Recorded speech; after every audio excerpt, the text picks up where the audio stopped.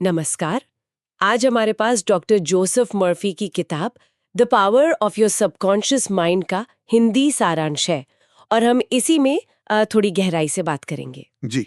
मकसद ये समझना है कि इस श्रुत के अनुसार हमारा जो अवचेतन मन है वो असल में हमारी जिंदगी पर कैसे और कितना असर डालता है। हाँ, ये काफी अहम विषय है। क्योंकि स्रोत का दावा तो ये है कि हमारे विचार ही हकीकत गढ़ते हैं, चाहे वो सेहत हो, पैसा हो या रिश्ते। क्या वाकई सिर्फ सोचने का ढंग बदलकर ये सब बदला जा सकता है? आइए इसे थोड़ा और समझते हैं। बिल्कुल। तो किताब का जो केंद्रीय तर्क है वो यही लगता है कि हमारी ज्यादातर मुश्किलें और कामयाबियां कहीं ना कहीं हमारे अवचेतन मन की वो प्रोग्रामिंग से जुड़ी हैं। हाँ, बिल्कुल। और अगर इसमें सकारात्मकता भर दी जाए तो नतीजे हैरान करने वाले हो सकते हैं, ऐसा ये स्रोत कहता है। अच्छा, इसमें एक दिलचस्प बात यह भी है कि स्रोत अवचेतन मन को एक तरह की उपजाऊ जमीन जैसा देखता है, या फिर एक मशीन कह लीजिए। मशीन कैसे? ये सही गलत या अच्छे बुरे का फर्क नहीं करता। इसे जो भी विचार या विश्वास दिए जाते हैं ना, ये बस उन्हें हकीकत बनाने में जुट जाता है। ये तर्क नहीं करता, बस अमल करता है। अच्छा, तो ये बस दिए गए इनपुट पर काम करता है। फिर तो इसी संदर्भ में स्रोत में विजुअलाइजेशन और अफर्मेशन पर काफी जोर है। हाँ, बिल्कुल। मनचाही चीजों की कल्पना करना और सकारात्मक बातें दोहराना। हाँ, तो स्रोत के अनुसार ये तकनीकें काम कैसे करती हैं?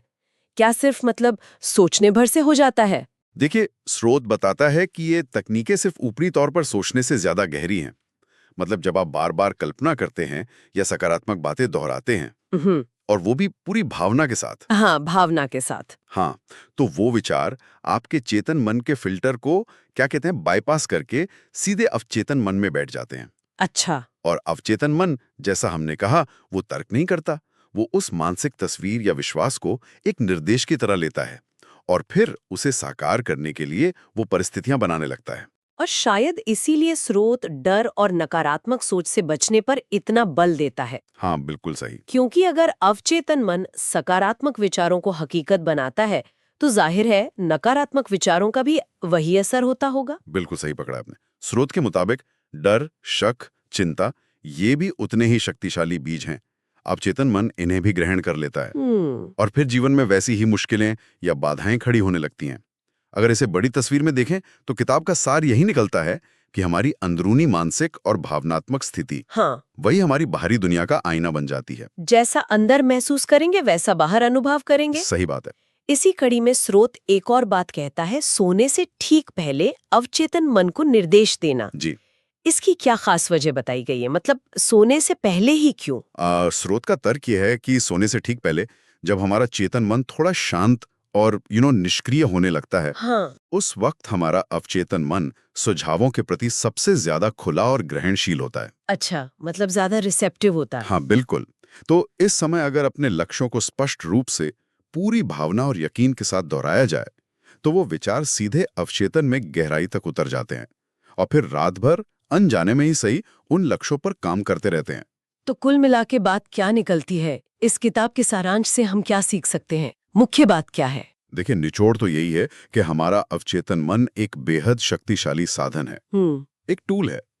और स्रोत के अनुसार इसे सही दिशा देने के लिए 3 चीजें जरूरी हैं। पहली, सकारात्मक सोच। दूसरी, उस सोच पर अटूट विश्वास। और तीसरी, उसके साथ जुड़ी हुई गहरी भावना। सोच, विश्वास और भावना। हाँ, जब ये तीनों मिलते हैं तो अवचेतन मन हकीकत बदलने की ताकत रखता है।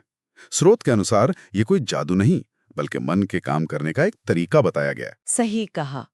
ये कोई ऐसी शक्ति नहीं जो अपने आप काम करती है, बल्कि एक सक्रिय साथी की तरह है जिसे साधा जा सकता है। हाँ, बिल्कुल। लेकिन यहीं पर एक अहम सवाल भी उठता है। क्या? कि अगर अवचेतन मन सिर्फ दिए गए विश्वासों पर बिना तर्क किए काम करता है, तो कोई ये कैसे पक्का कर सकता है कि जो विश्वास वो खुद को दे रहा है वो वाकई पूरी तरह सकारात्मक है? ये तो सोचने वाली बात है। हाँ, कहीं उनमें अनजाने में कोई शक, कोई डर या कोई अंदरूनी विरोध तो नहीं छिपा? स्रोत इस पर सीधे तौर पर शायद ज्यादा ना कहें, पर यह सोचने वाली बात जरूर है कि अपने गहरे विश्वासों को जांचना कितना जरूरी है। ये एक बिंदु है जिस पर मनन किया जा सकता है।